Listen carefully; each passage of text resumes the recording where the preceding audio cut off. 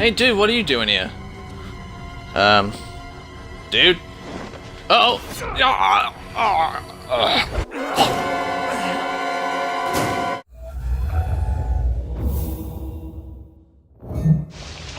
Yo, what is up guys, this is Tyrannic Swine here, and welcome to another game review. This time I am reviewing Outlast, a first-person survival horror game that was developed by Red Barrels, which is sort of a new game company for the horror games.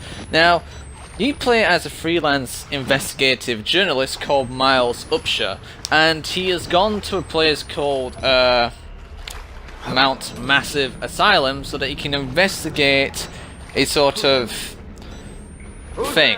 A thing, he's told by someone that an evil organization is up to no good and he needs him to get over here to reveal their secrets and stuff. Now, Outlast isn't one of those games that revolves around a very interesting story. It is interesting by the fact that if you delve into the supernatural area of things, you're going to get messed up, and this game proves that. But what this game mainly focuses on is the horror aspect, and it does this very well. If you're a newcomer to this game, you're probably gonna shit your pants, more or less. And honestly, I thought this was a very good game after playing Resident Evil 7, and then playing this, even though it's been out for years. I thought this was actually another good horror game. Even though you can't fight against your enemies, it's still decent enough. Now, if you're looking for interesting characters, this isn't really the place.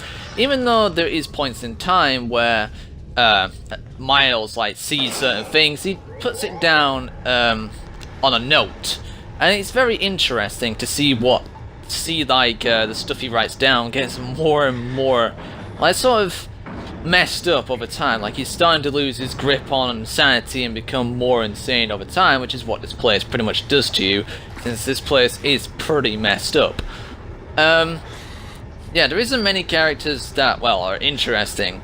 I mean, the main thing is the only person who can really tour properly is yourself, and is one other character that you find who tries to take you along through the asylum. But most of the time you're just basically avoiding the enemies and pretty much just trying to survive and uncover the mystery of this place. So story-wise, there is a story here. It's interesting, but it's not the main focus of the game. Now, like most survival horrors, Outlast basically relies on you to run for your life or hide to survive against enemies, since there is no weapons for you to use. You do have your camera, which can be used to record things, and is mainly used for seeing in the dark with its night vision mode, but that only lasts for a limited time, and it depends on how many batteries you have, so it's always best to look around for batteries so that you always have a nice supply of them. Otherwise, you're basically screwed. There is plenty of places to hide in the game, either under a bed or under a locker, but the enemies will try and look for you, and if by any chance they can find you. So if you do get caught, I'd suggest legging it to another hiding spot, or just basically outrunning the enemy and closing the door on them just to bide you some time, which is always the best thing to do when you're trying to run away from the enemies. Now, there's also documents to find throughout the game, which provides you with background information on some things that happen inside the asylum.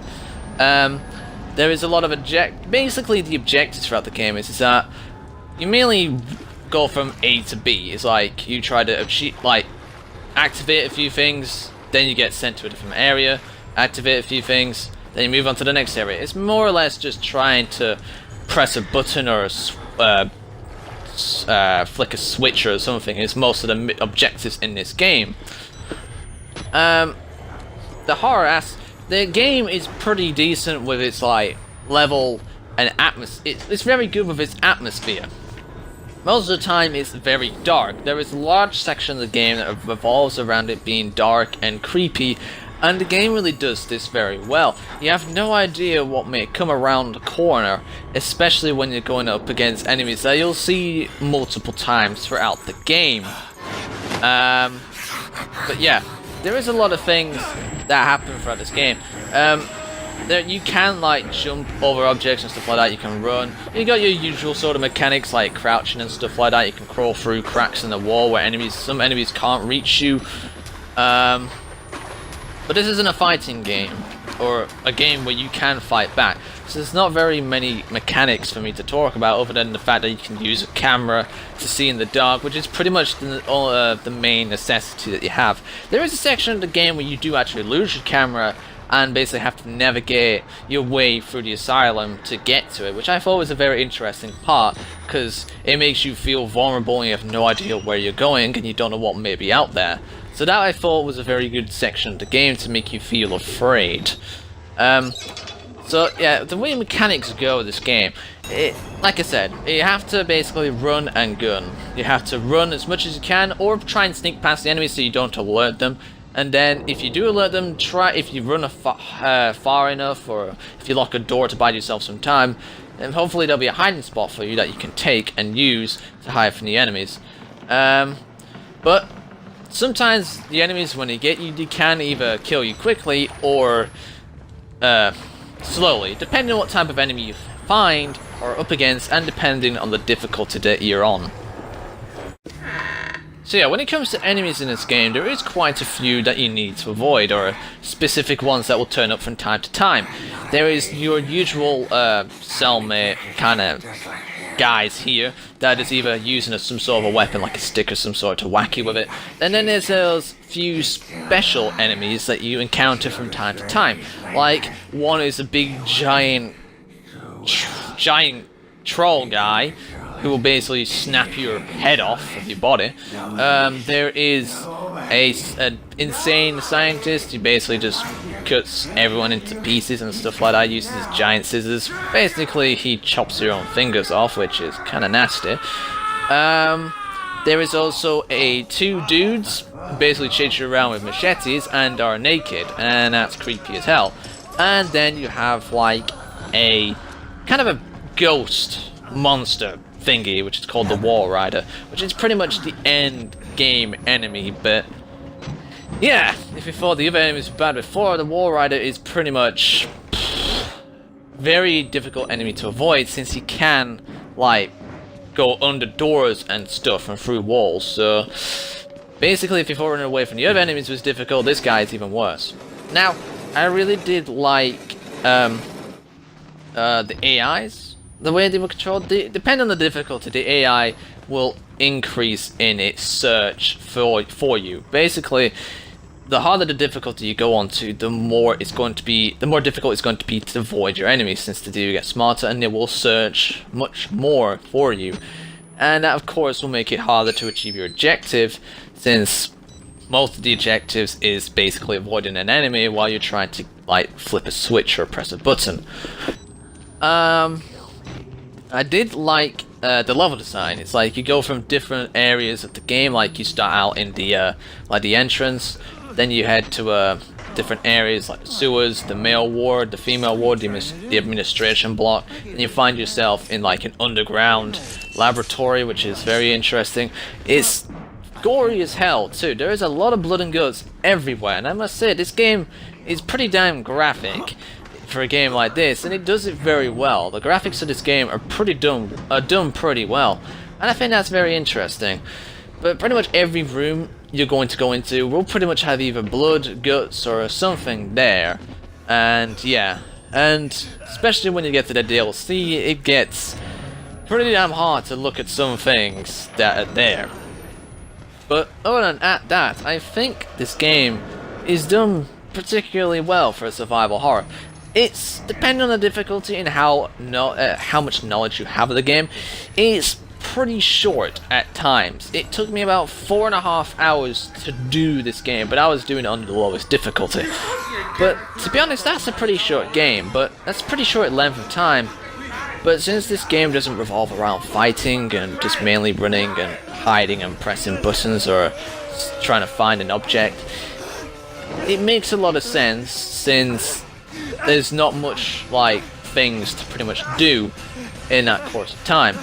So I think for once I'll let the not a lot of time in a game slide, because some games that are short is not necessarily a good thing. While this game, it being short, is okay, and I kind of will accept that.